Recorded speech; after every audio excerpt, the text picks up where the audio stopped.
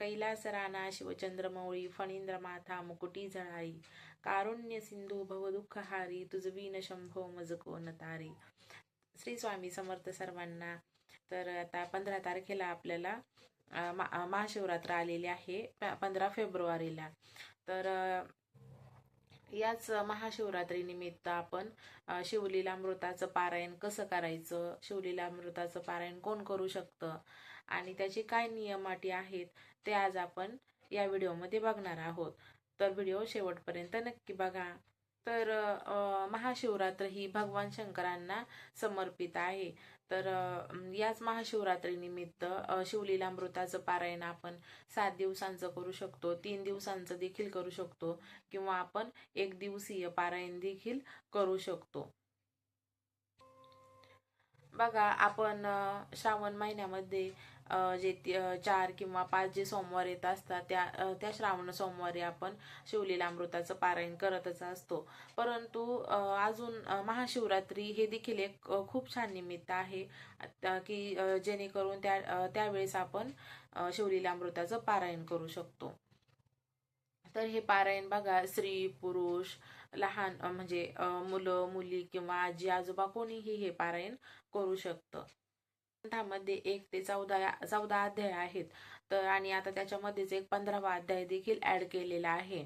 तर बघा, जर तुम्हाला 7 दिवसांचं पारायण करायचं असेल तर तुम्ही रोज 2-2 अशा पद्धतीने अध्याय वाचू शकता.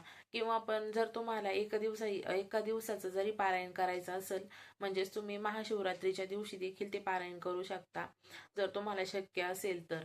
परंतु बघा काय होतं, महाशिवरात्रीच्या दिवशी आपल्याला असतो उपवास आणि घरातली इतर कामं देखील असतात किंवा मग इतर जबाबदाऱ्या किंवा लहान मुलं किंवा वृद्ध माणसं जर घरात असतील तर त्यांचा आजारपण, एवढं सगळं बघून आपल्याला शक्य होत नाही तेवढं एका दिवसात वाचणं. म्हणून जर नसेलच तुम्हाला शक्य तर तुम्ही 3 दिवसांचं पारायण देखील करू शकता. जर शक्य असेल तर तुम्ही 1 दिवसाचं पारायण केलं तरी पण चालेल. शिवरात्रीच्या दिवशी आपल्याला या पारायणाच्या सोबत इतरही खूप सेवा असतात. त्यामध्ये आपण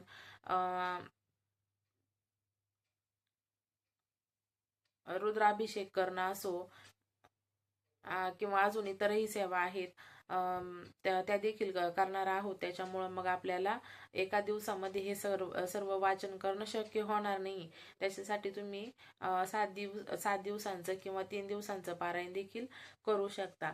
आता पारायण करायची मांडणी कशी करायची पारायणाची ते बघू आपण. तर पारायणाची मांडणी करताना असं सेपरेट त्याच्यासाठी अशी काही स्पेशल अशी मांडणी नाहीये.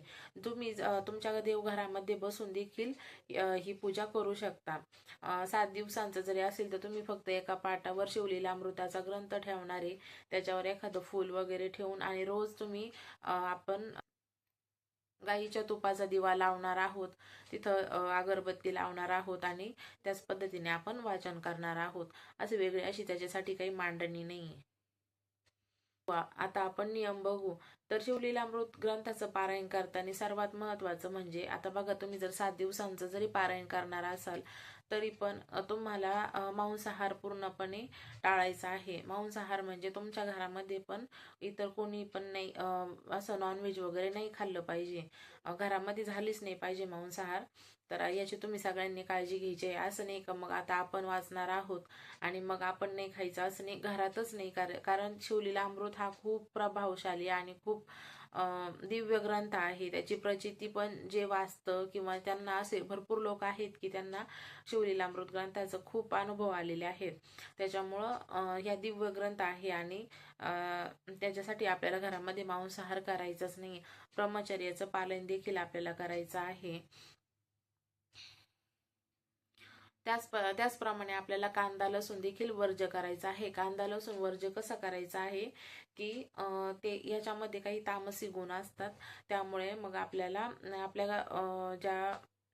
आपले जे विचार आहेत ते उग्र होत असतात. त्यामुळे हे 7 दिवसांमध्ये आपल्याला कांदा लसूण वर्ज्य करायचा आहे.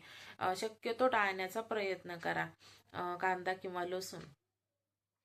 सर्वात महत्वाचं म्हणजे मांडणी करण्याच्या अगोदर ज्या दिवशी आपल्याला आपल्या पारायणाला सुरुवात करायची आहे एक दिवसीय असो, 3 दिवसीय असो किंवा 7 दिवसांचं पारायण करायचं असो, तुमच्या मनावर आहे तर आपल्याला माहिती आहे आता आज आपण वाचायला सुरुवात करणार आहोत.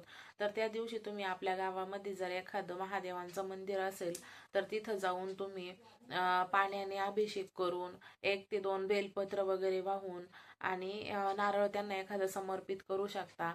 आणि महादेवांना प्रार्थना करायची आहे की हे महादेवा, मी जे हे शिवलीलामृताचं पारायण करणार आहे ते माझ्याकडून निर्विघ्नपणे पार पडू दे, अशी तुम्हाला महादेवांना प्रार्थना करायची आहे. आणि त्यांना खडीसाखरेचा नैवेद्य देखील तिथं दाखवायचा आहे. एक खबरदारी अशी घ्यायची आहे की शक्यतो आपण पांढरे वस्त्र वापरायचं आहे. जर तुम्ही साडी घालत असाल तर तुम्ही पांढरी साडी घालण्याचा प्रयत्न करा, किंवा ड्रेस जरी घालत असाल तरी व्हाईट कलरचा ड्रेस घालण्याचा प्रयत्न करा. व्हाईट कलरचा ड्रेस जरी घातला तरी ओढणी डोक्यावर ठेवायची आहे.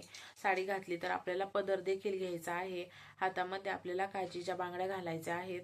ह्या एकदम क्षुल्लक गोष्टी आहेत, परंतु ह्या तुम्हाला आठवणीने करायच्याच आहेत. शक्यतो आपण काळं वस्त्र देखील टाळायचं म्हणजे घालूच नका. तुम्ही 7 दिवसांमध्ये काही घातलं नाही तर काही फरक पडत नाही. जेंट्स जरी असतील तरी त्यांनी काळी जीन्स किंवा काळे सॉक्स किंवा काळे शर्ट वगैरे असतील ते सुद्धा तुम्ही घालू नका. एक त्याच्यासाठी तुमच्याकडून जर हे नियम होत नसतील तर तुम्ही शक्यतो 7 दिवसांचं पारायण टाळा. मग 1 दिवसांमध्ये तुम्ही ह्या गोष्टी जर करून होणार असतील तुमच्याकडून तर तुम्ही 1 दिवसांचं केलं तरी चालेल. पण बघा तुमच्या वेळेवर जसं आहे तसं, परंतु काळं वस्त्र आपल्याला टाळायचं आहे. आणि आपल्याला जेव्हा आपण पारायणाला बसणार आहोत तेव्हा आपण भस्म लावायला विसरायचं नाहीये. भस्म हा महादेवांना अतिशय प्रिय आहे, त्यामुळे आपण आपल्या घरामध्ये कंटिन्यू एक भस्माची वडी देखील पाहिजेच आहे. आणि आपण ती म्हणजे लावूनच मग आपण आपलं पारायण सुरू करायचं आहे. प्रत्येक ग्रंथाची शिवलीलामृताच्या प्रत्येक अध्यायाची एक फलश्रुती असते आणि ती पण आपल्याला वाचायची आहे. आणि त्याच पद्धतीने आपल्याला गाईच्या तुपाचा दिवा लावूनच प्रत्येक अध्याय वाचायचा आहे. आपण रोज म्हणा किंवा मग जरी तुम्ही 1 दिवसीय जरी करणार असेल तरी पण तुम्ही गाईच्या तुपाचा जरा मोठा दिवा करायचा आहे की जेणेकरून पूर्ण ग्रंथ वाचन होईपर्यंत तो दिवा विझला नाही गेला पाहिजे, याची तुम्हाला काळजी घ्यायची आहे. आणि शक्यतो गाईच्या तुपाचाच दिवा लावा, तेलाचा दिवा लावण्याचं टाळा. आणि शिवलीलामृत ग्रंथामधील जो 11वा अध्याय आहे तो मेरुमणी मानला गेलेला आहे. तो रुद्राध्याय देखील आहे. तर आता बघा, काही महिलांना खूप इच्छा असते की आम्हाला पण शिवलीलामृताचं पारायण करायचं आहे. परंतु काही नियम अटींमुळं म्हणा किंवा काही लहान मुलं घरात असतात किंवा काही जॉबमुळं असं काही प्रत्येक महिलेला हे शक्य होत नाही. तर त्यांनी 7ही दिवस फक्त 11वा अध्याय वाचला तरी देखील चालेल. तुम्ही नुसतं 11वा अध्याय म्हणजेच रुद्राध्यायाचं जरी पठण केलं 7 दिवस तरी पण तुम्हाला शिवलीलामृत पठण केल्याचंच पुण्य मिळणार आहे. मग तुम्ही म्हणताल मग नुसतं 11वा अध्याय वाचला तरी पण मग पुण्य मिळणारच आहे, मग कशाला आपण शिवलीलामृत वाचायचं? तर असं नाहीये. परंतु तुम्हाला जर शक्य होणारच नसेल खरोखर तरच तुम्ही 11वा अध्याय फक्त वाचा. ज्यांना शक्य होणार आहे त्यांनी पूर्ण शिवलीलामृताचं पारायण नक्की करा.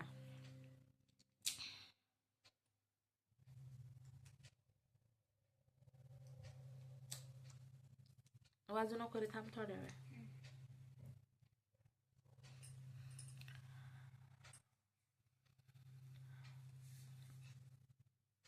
आता बघा, भगवान शंकर हे सांब सदाशिव आहे आणि प्रत्येक भक्तांच्या हाकेला ते धावून जाणारे आहेत. त्यामुळं तुम्ही हे शिवलीलामृताचं पारायण करायचंच आहे. बघा, आपल्या समजा वैवाहिक जीवनामध्ये जरी काही तुमच्या अडचणी वगैरे असतील तरी आपण बघा म्हणत असतो की बघा काही लोक म्हणायचे पहिले की हा जोडा दिसतो तर कसा शंकर पार्वती सारखाच आहे, तरी जरी तुम्ही ती महादेवांची जरी उपासना केली तरी पण तुमचं वैवाहिक आयुष्य जे आहे ते सुद्धा सुरळीत होणार आहे. किंवा काही अजून दुसऱ्या काही अडचणी असतील का, मूलबाळ होण्यासाठी म्हणा किंवा घरामध्ये भांडणं वगैरे याच्यासाठीच देखील तुम्ही शिवलेल्या अमृताचं पारायण करू शकता.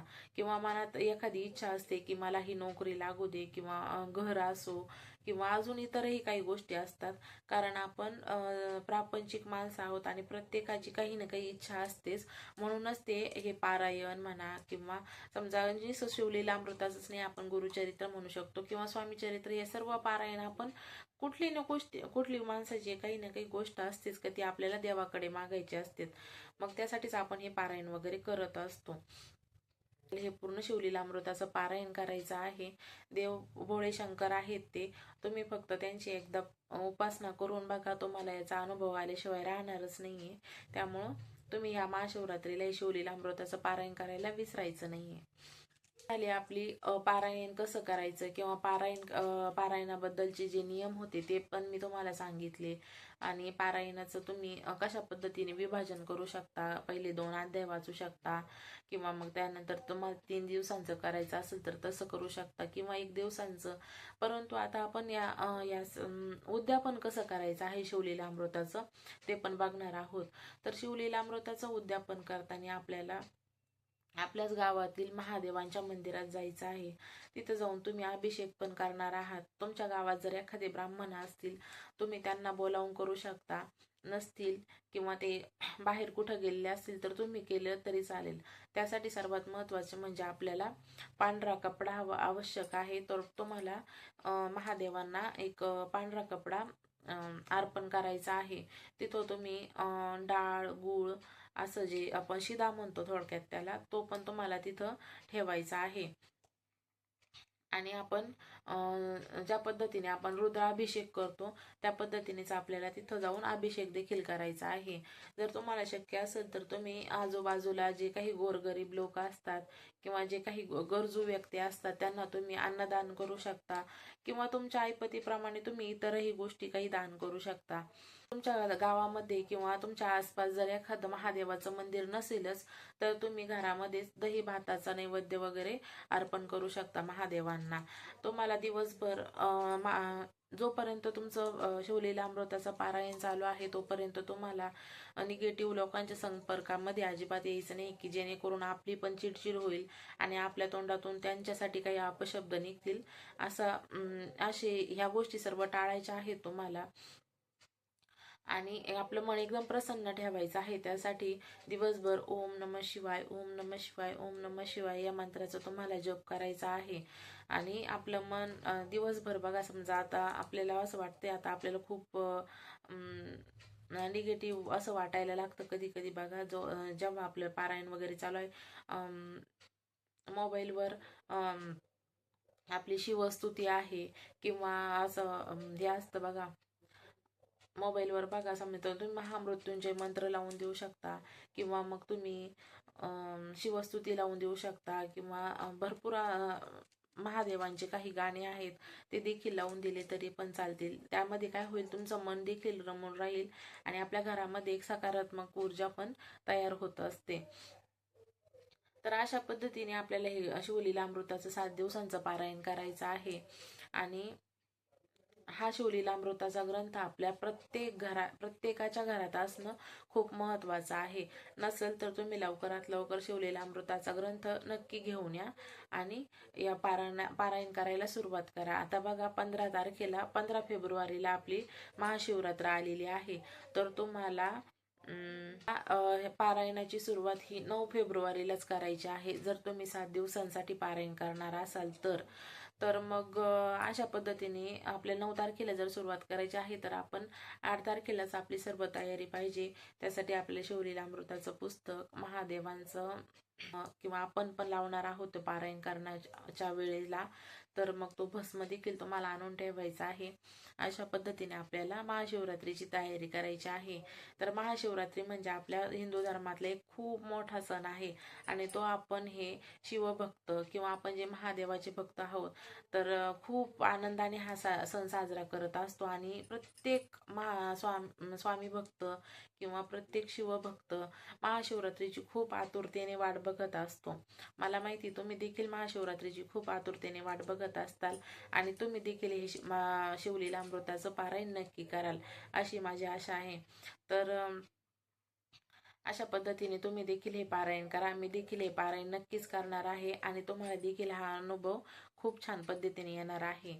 त्याच्या पारायणाची व्हिडिओ तुम्हाला कशी वाटली मला नक्की कमेंट करून सांगा आणि धन्यवाद.